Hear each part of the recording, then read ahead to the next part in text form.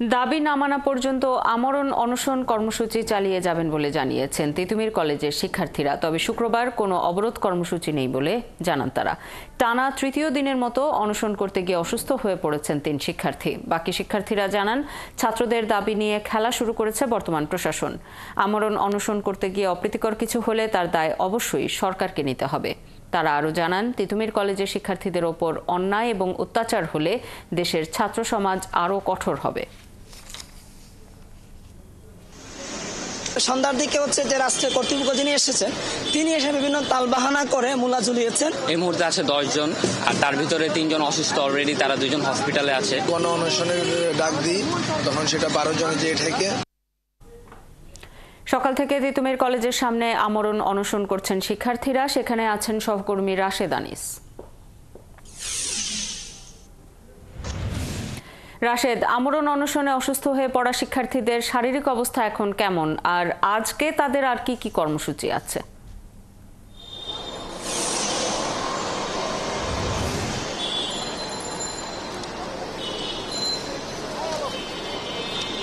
শারীরিক অবস্থার কথা বলছিলেন, আমি যখন ঠিক আপনার সাথে কথা বলছি তার ঠিক 2 মিনিট আগেই কিন্তু আমি দেখেছি যে এখানে যারা তিতুমির কলেজের অধ্যাপকরা আছেন তারা কিন্তু শিক্ষার্থীদের দেখতে এসেছিলেন যারা আমরণ কর্মসূচি করছেন। এসে কিন্তু দেখেন যে একজন শিক্ষার্থীর অবস্থা খুবই খারাপ এবং তাকে কিন্তু ধরে একটু আগে সরারডি মেডিকেল হাসপাতালে নিয়ে যাওয়া হয়। ঠিক সেই সাথে আমি বলছিলাম যে এর আগেও যে আরো 2 জন শিক্ষার্থী আহত ছিলেন, তাদেরকে কিন্তু হাসপাতাল থেকে নিয়ে আসা হয়েছে। এখানে আমরণ কর্মসূচি তারা সকাল থেকেই কিন্তু পালন করছে। গত বুধবার বিকেল 5টা থেকে কিন্তু তাদের এই আমরণ কর্মসূচি হয়। টানা 3 দিনের মতো তারা এই আমরণ কর্মসূচি করছেন। এর মাঝে 4 জন শিক্ষার্থী অসুস্থ হয়ে গেছেন এবং কিছুক্ষণ আগে আমরা দেখেছি যে এই তিতুমির কলেজের বাংলা বিভাগের যিনি অধ্যাপক, তিনি আসলে শিক্ষার্থীদের দেখতে এসেছেন, তাদের খোঁজ খবর নিচ্ছেন, তাদের সাথে কথা বলছেন। অবরোধের যে বিষয়টি বা কর্মসূচি নিয়ে সেটি নিয়ে একটু ধোঁয়াশা আছে, কারণ এখানে অনশনকারী যারা তারা কিন্তু বলছেন যে অবরোধের মতো কোনো কর্মসূচি নেই। কিন্তু আমরা শিক্ষার্থীদের কাউকে এখন পর্যন্ত কিন্তু এখানে দেখিনি, তারা কিন্তু এখন পর্যন্ত এখানে উপস্থিত হননি। তবে আমরা যতটুকু শুনতে পারছি যে জুমার নামাজের পর হয়তোবা এখানে কোন একটা কিছু হলেও হতে পারে, যে তাদের একাধিক শিক্ষার্থী আমাদের যেভাবে জানাচ্ছেন যে জুমার নামাজের পর হয়তোবা রাস্তা অবরোধের মতো কোনো কর্মকাণ্ড হয়তোবা হতে পারে। কিন্তু এখানে যারা অনশন করছেন তারা কিন্তু বলছেন যে কোনো রকমের কোনো অবরোধ কর্মসূচি নেই। তো সেটি আসলে সময় বলে দিবে আসলে পরবর্তী কর্মসূচি কি হতে পারে। তবে এখনো দেখতে পাচ্ছেন যে যারা আসলে শুয়ে আছেন তাদের কিন্তু কিছুক্ষণ আগে হাসপাতাল থেকে নিয়ে আসা হয়েছে এবং তার পাশে কিন্তু আরেকজন যিনি আছেন তিনিও কিন্তু অসুস্থ এবং চিকিৎসকরা সার্বিক খোঁজ খবর এবং তাদের খোঁজ খবর নিচ্ছেন। এবং যারা অনশন করছেন, সর্বমোট 12 জন অনশন করছেন, সেই 12 জন আমরণ অনশন করেছেন এবং গতকাল যে 7 দফা দাবি ছিল সেই 7 দফা দাবিটি কিন্তু 1 দফা দাবিতে রূপ নেয়।